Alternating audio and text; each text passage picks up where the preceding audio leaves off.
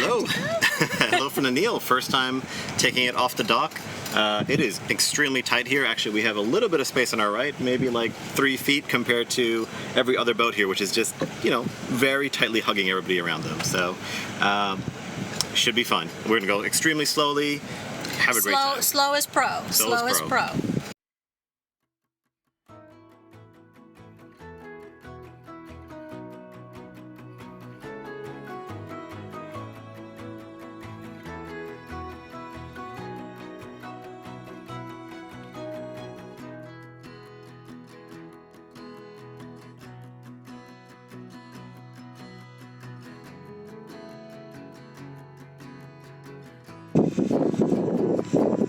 Much tighter than I'm used to with turtle, but having a bow thruster just is a game changer. It just allows you to really tell your bow where to go. So even if you're off on one side, you can just slowly nudge yourself over. Very nice to have. So very, very easy to drive.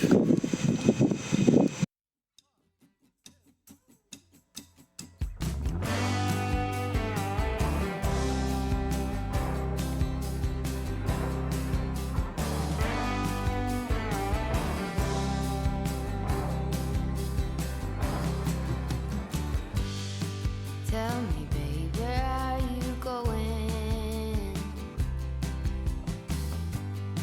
Prairie wind goes on blowing. Tumbleweed shadow, I'm tied to you. Tell me, babe, what are we gonna do? 'Cause you got me in the back. Spinning and I can't tell where to get the magic. I just gotta have it.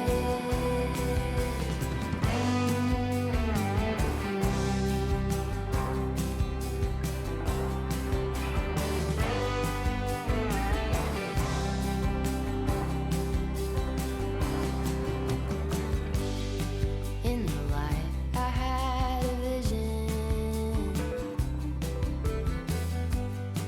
In the dark, a premonition.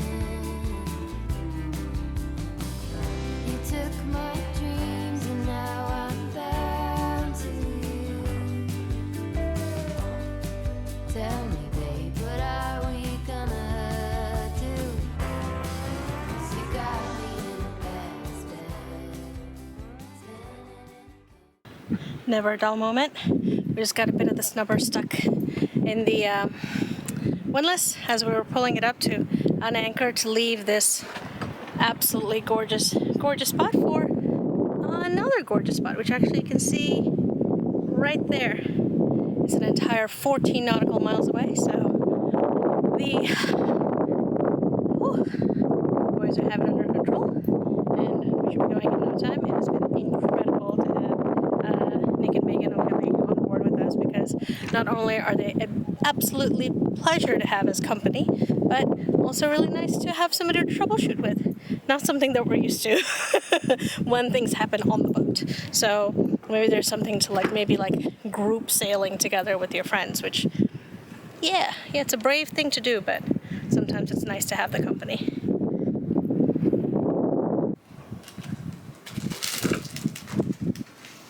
We said goodbye to the O'Kellys today, which Nick and Megan are two of the sweetest, kindest, friendliest people that you could know, and they were an incredible cruising buddies as we all got to know the Neil a little better. They've been on a Neil before, so this was the second time, but for us it was a whole lot of new systems and everything, even a stack pack, which we've never used before for mainsail, and Nick and Megan helped us, walked us through it. Nick, gave us all the little tricks and tips on how to do them very well, so really thankful for them. But we are now on our own for the next 2 days. They are off to a whole new adventure, and we are gonna finish up this adventure by making some dinner. So we actually sailed over to a different anchorage after we dropped them off, and we're making some yummy food from some incredible French ingredients. So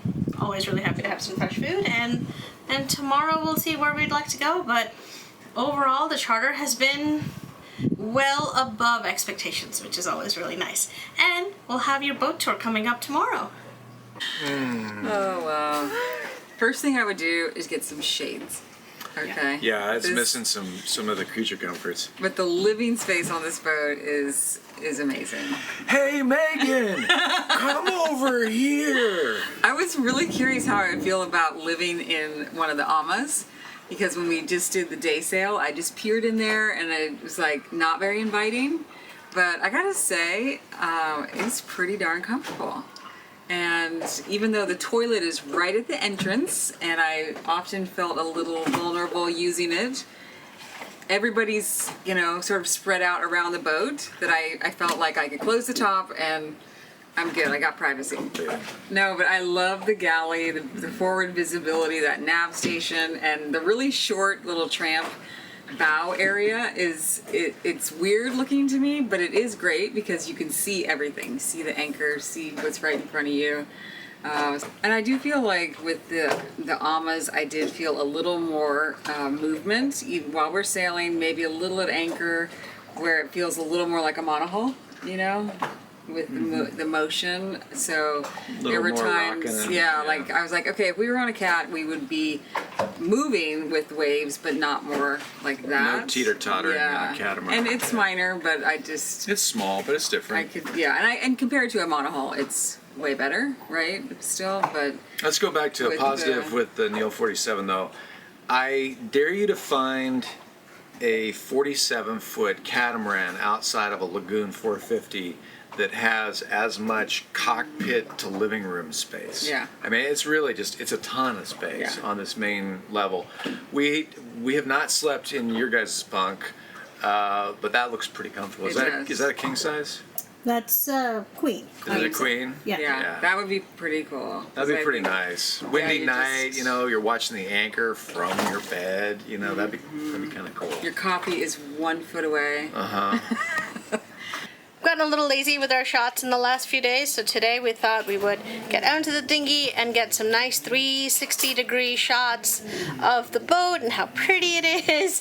And we got in the dinghy, and that was a no-go because yesterday we discovered that the dinghy right there has a small leak, and we could not figure out how to fix it. But also there's no hand pump anywhere that we could find on the boat, so we're not going to take a chance. But we're like, it's a slow leak, we can still do it. And we got in, turned on the engine, outboard, which took a little while, and then gone around, and then the outboard doesn't work. So we paddled back in, put it back up, and unfortunately we will not have any beautiful 360 shots of this boat on anchor, but there are tons out there. So it is definitely a very, very, very photogenic and beautiful boat. And that is the sun setting on our last night on anchor in the French Riviera on a trimaran. Oh, we lead a strange, wonderful life. Alright, as per usual, now that we're all packing up and ready to check out, this is when we'll do the boat tour. So we'll start in what I think is one of the best parts of the Neil, which is this huge living space here. Let me turn you about and step back a little bit.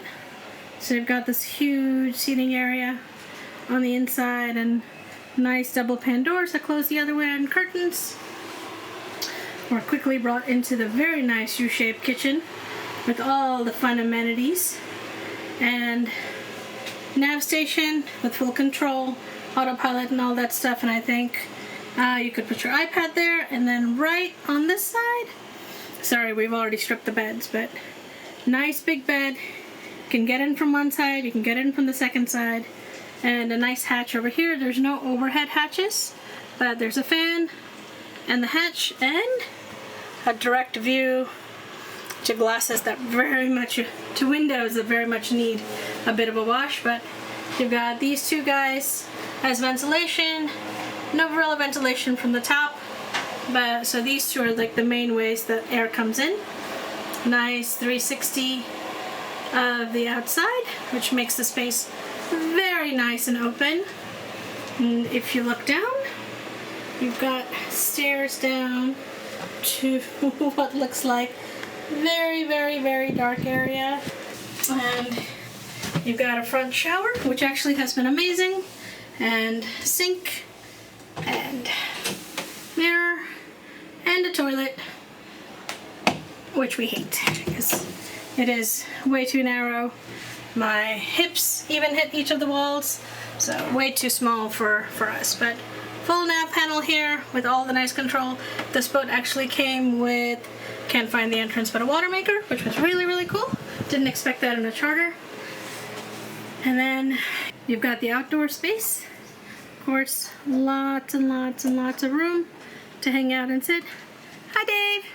Hello. Dave is helping finish cleaning up the amas. You've got your dinghy here, another point of contention on how the dinghy sits. So it basically sits on these two metal seatings. And for this boat at least, they use the topping lift, lower it down, it gets attached, pulled up and out, and you have to push it away and then lower it back down. Got mixed feelings about the whole thing, but that's the setup here. So let's go to my second most favorite part of this boat, which is the cockpit, well, driving area, which has all the lines here. But then if you continue, and a nice seat, nice comfy seat for someone who's 5'4", but right here, this is probably my favorite part of this boat, which is this daybed. You can hang out here. Dave and I have hung out here and watched many, many, many sunsets. Many, he says. Many, many. But we'll give you a quick look at the amas to end the tour. And if you've ever heard of a Neil before, you know that access to the engine here is amazing. And then you've got another giant hatch right there that gives you access to a ton of electronics, which is very nice. This are the two lines for the furling systems that come back here for the jib and the staysail. And this is one of the amas. They're both identical. Got a nice big bed there, a hatch overhead. These stairs actually fold out, and there's a toilet right underneath it. And this becomes a shower that you can hang. And so this is your shower, which is great, but you have to put in the blockings here, or you're feeling very, very, very exposed when you're going to the bathroom. But in general, we have had a blast here at the Neil, and we have some final thoughts about the chartering of this, which we can talk about a little later. But as a boat, we had a lot of fun, especially as a boat that was not ours. And close. Packed up. Somehow we've been in Europe for we've been in Spain and France for 2 months, and so we've kind of exploded. We've been moving from hotel to hotel, and each time we have like a little extra bag that we're like, oh, we'll pack it later, and somehow we have to go back to these 2 bags today, and it took an hour, but it is done. I don't know if they will be under the weight limit, but it is done, and we've got some backup plans. But oh man, I wish I could say that we're now going directly back to Turtle. We've got a few more stops to make, but what an incredible 2 to 3 months it's been, starting from, I mean, we did a wedding, we traveled to Iceland, Spain, France, we chartered a boat, a trimaran, went to the Cannes Boat Festival, met a whole bunch of friends that we didn't realize they were going to be there, so that was a nice little unexpected surprise. But this entire trip has been an unexpected surprise. We knew that we were traveling and we'd have fun, but you know, we travel not just to explore the world, but to explore ourselves. I think it's happened once again during our travels is when we usually have our sort of light bulb moments of like, oh, maybe we should do this for the next few years, or that for the next few years. And yeah, that has definitely happened this trip, so more on that later. To the airport and to our next stop.